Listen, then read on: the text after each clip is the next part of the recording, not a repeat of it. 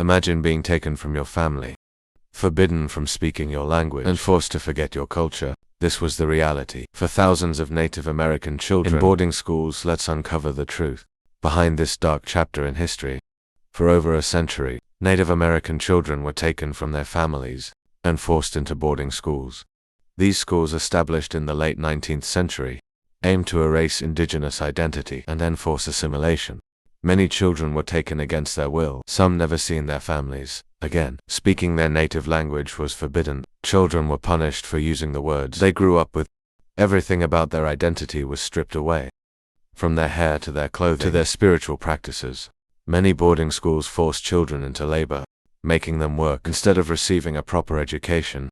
But despite the oppression, children found ways to resist, whispering their languages and holding on to traditions in secret.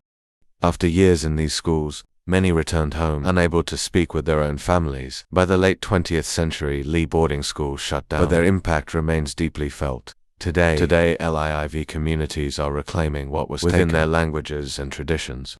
Despite the pain, Indigenous resilience remains stronger than ever. Acknowledging this history is crucial.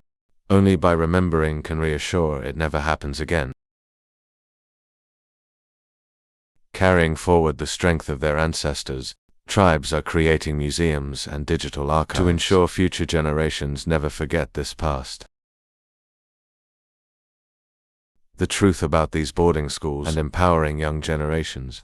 Communities are fighting for justice, pushing for government recognition, and apologies for past wrongs. Families are reconnected with their heritage, learning the languages and traditions once nearly erased. The strength of Indigenous communities proves that, even after generations of hardship, their culture endures. By educating ourselves on this history, we take a step toward truth, justice, and healing.